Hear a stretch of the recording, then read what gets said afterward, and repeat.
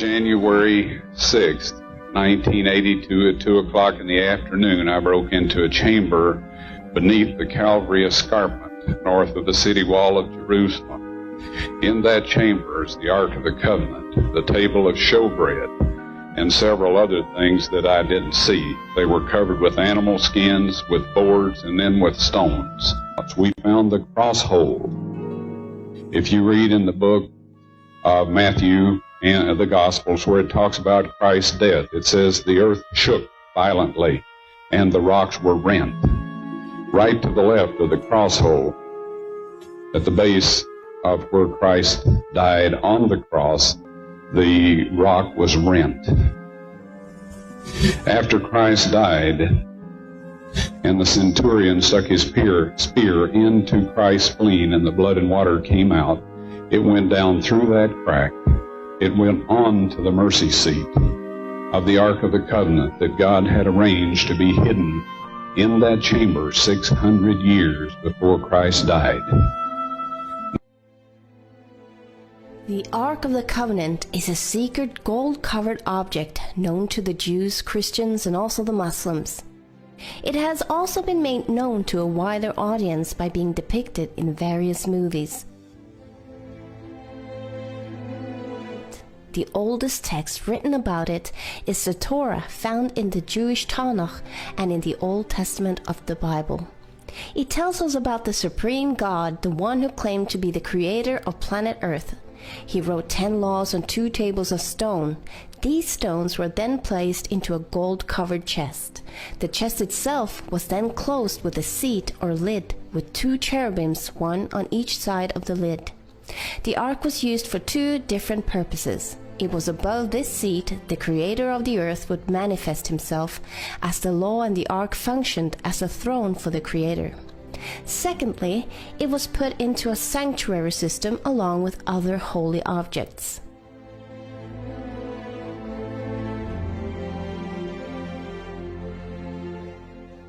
No one was allowed to enter the room that housed the ark, except once every year, where a high priest brought blood into the room and placed the blood in front of the ark and on the seat of the ark.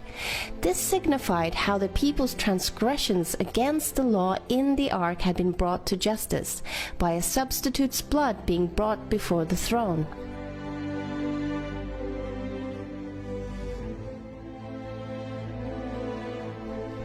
It was later moved to the first temple in Jerusalem. Sometime before the Babylonians besieged the city and destroyed the temple, it is assumed that it was hidden or that it disappeared.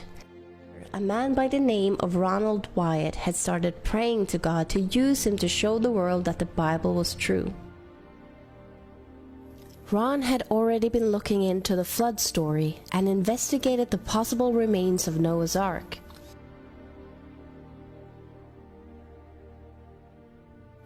He was also studying the Israel exodus from Egypt and the location where they could have crossed the sea.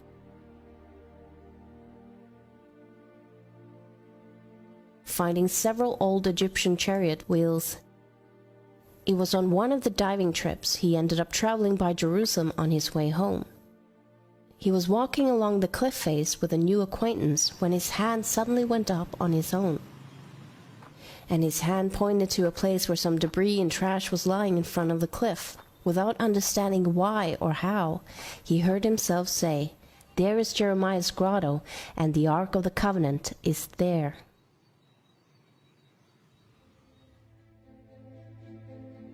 He absolutely saw the possibility that the Ark could be hidden beneath, somewhere in these tunnel systems.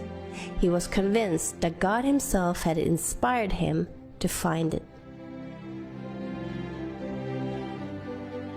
Ronald started excavating with his 2 sons in the place where his hand had pointed.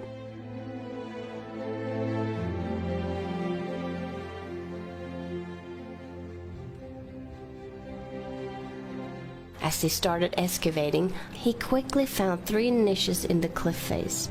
Ron thought that perhaps they could be niches that were meant to hold signs, coming from the Roman period. After all, Golgotha was close to the main road at the time of Jesus, and this could have been where Jesus was crucified. The well-known quote of Quintilian explains, Whenever we crucify criminals, very crowded highways are chosen so that many shall see it and may be moved by fear of it, because all punishment does not pertain so much to revenge as to example. Could these niches have been used to put signs in that revealed to the people the crimes the criminals had done? He started thinking that this side of the mountain could have been the place where people were crucified.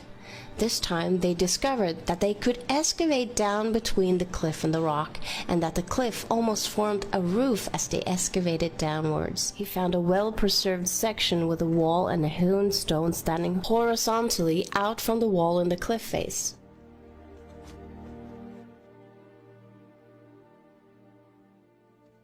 A few feet in front of it, he noticed a square rock that didn't look like a natural shaped rock. He carefully picked it up and found a squarish hole chiseled into the bedrock underneath. Could this have been a cross hole? As he examined this hole and cleared away the dirt around it, he discovered that it had a large crack extending out from it. It appeared that the hole was chiseled into a platform in the bedrock. In front, on a lower level, he found several other cross holes. The cross hole extended 23 inches into solid bedrock, while the crack appeared to extend much deeper. Ron found coins in the building structure dating back to 135 AD and before, but none after. Ron and his two sons had worked here over a period of nearly 2 years. They used hammers and chisels, and after a short time they could see an open space behind. They enlarged the hole so they could get through. While looking around, Ron found a chimney-like passage, and from there a small tunnel where Ron had to exhale in order to squeeze himself through.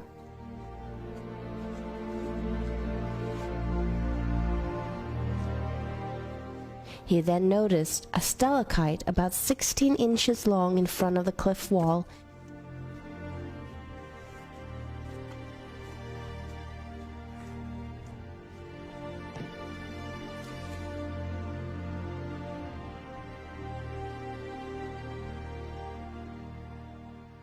Behind it was a hole, and Ron tried to look through it without any luck. So he enlarged it a little and could see a cave inside, but it didn't look too promising and appeared to be a cave full of rocks. He enlarged the hole enough for his helper to crawl in, but he came quickly out again with a terrified look on his face, crying, "What is in there? What is in there? I'm not going back in there." And then he tried to get out of the cave system as fast as he could. Now Ron realized that there might be something there and enlarged the hole enough for him to squeeze himself in. It was now January the 6th, 1982. There was about 18 inches of clearance between the rocks and the ceiling.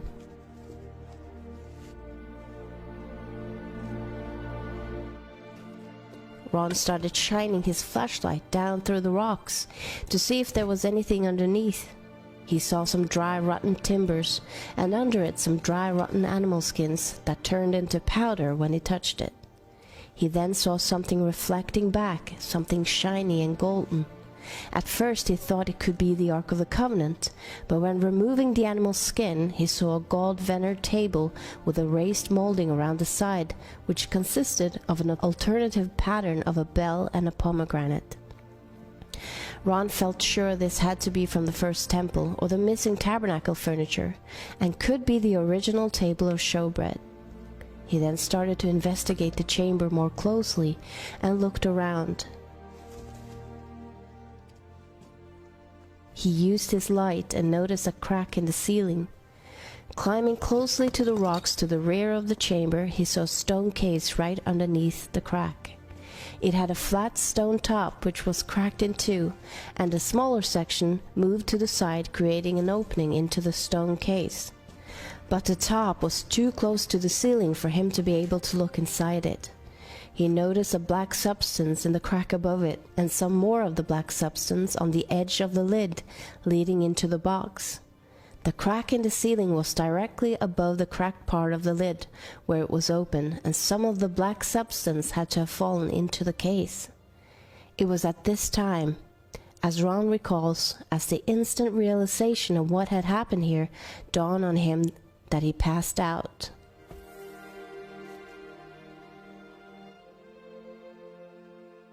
When he realized that the crack in the ceiling was the end of the crack extending from the crosshole found in the elevated platform many feet above him, and the black substance was blood that had fallen through the crack and into the stone case, he knew the ark was in the stone case. But the most overwhelming realization was that Christ's blood had actually fallen on the mercy seat on the Ark of the Covenant.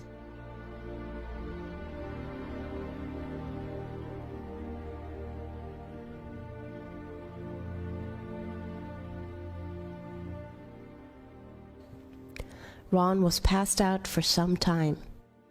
He later came back to the cave and managed to confirm that it really was the Ark of the Covenant. He informed the Israeli government of the discovery, but was told to keep it quiet. But Ron could not stay silent for long. Ron visited the chamber several times and reported that several items were in there in addition to the Ark of the Covenant in the stone case. The 7-branch candlestick holder with their lamps from the original sanctuary, the golden altar of incense, the table of showbread, a golden censer, an ephod, a mitra with an ivory pomegranate on the tip, a brass shekel weight, oil lamps and a brass ring, and a very large sword.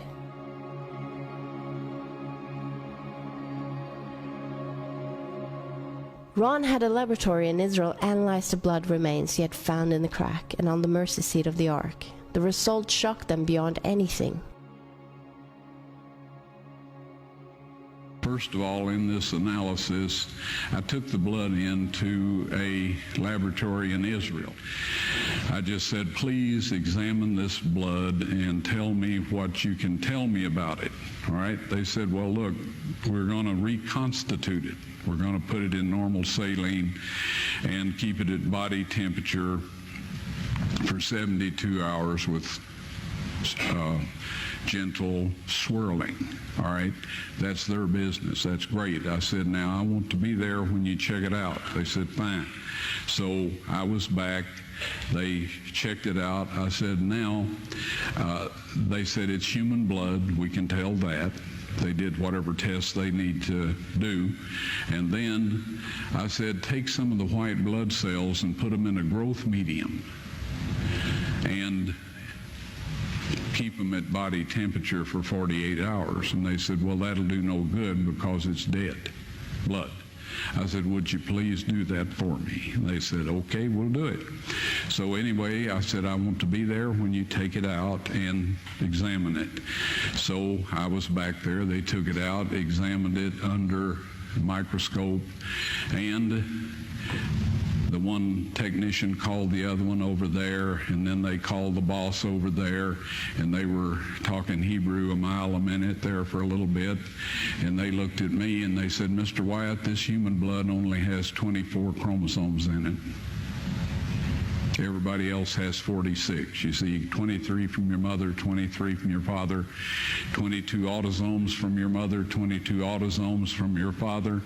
You get an X from your mother, you may get an X or a Y from your father, all right?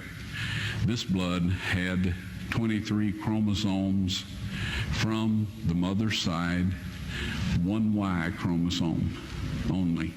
You see, the child could not have developed if they hadn't had the autosomes from the mother. So all of his physical characteristics were determined by his mother's side of the family, her autosomes.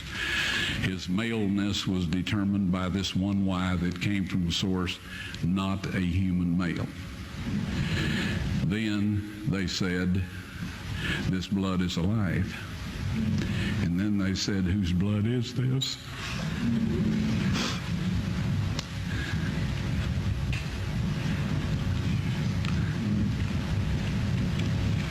I said, it's the blood of your Messiah.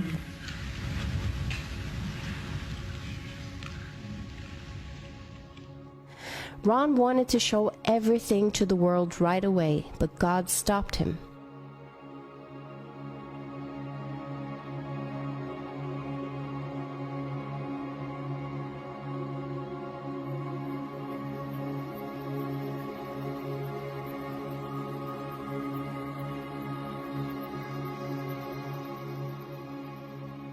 On his fourth visit, the chamber and tunnel were all cleared up and the furniture arranged in their order. Ron instantly felt the presence of angels in the room, and he saw 4 angels, 2 standing on each side of the ark. They told him they were assigned to protect the ark, and then they told Ron to put his camera on a tripod and film.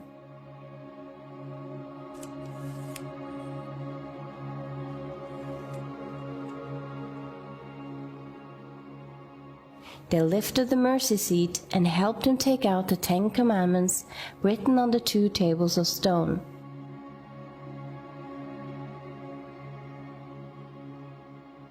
Ron then held them, showing them to the camera. They then told Ron when God had planned to show this to the world, at God's appointed time. When National Sunday laws are made at force, shortly after that, they will be shown to the world. Ron instantly knew what the angel meant, as he had studied the topic beforehand. The angel was talking about the enforcement of the mark of the beast, mentioned in Revelation 13 and 14 as the last deception and test coming over the world before Christ's second coming. Ron died in 1999 without seeing it fulfilled. But he knew the evidence of what happened was on tape, and he used his last months and years to tell people about the love of Christ, his sacrifice for us, and then he warned people of the coming mark of the beast law. And I was told that these are to be presented with the blood evidence when the mark of the beast law is passed. Are enforced. Literal than they ever imagined. One evening, Mary Nell Wyatt asked me to take a look at some material from a burial cave to see if these tiny particles were present. Without my knowledge, one of the samples was actually the blood sample that Ron had taken from the Ark of the Covenant dig. The sample was placed under the microscope, and as the specimen began to come into focus, thousands of tiny particles, somatids, if you will, became plainly visible. At that time, Mary Nell, who was standing behind me, began to weep.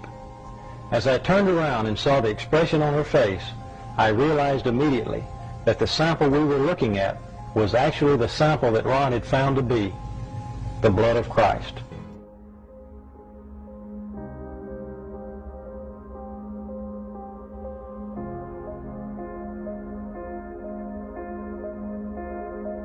Then saith he to Thomas, Reach hither thy fingers, and behold my hands, and reach hither thy hand, and thrust it into my side, and be not faithless, but believing. And Thomas answered and said unto him, My Lord and my God. Jesus saith unto him, Thomas, because thou hast seen me, thou hast believed.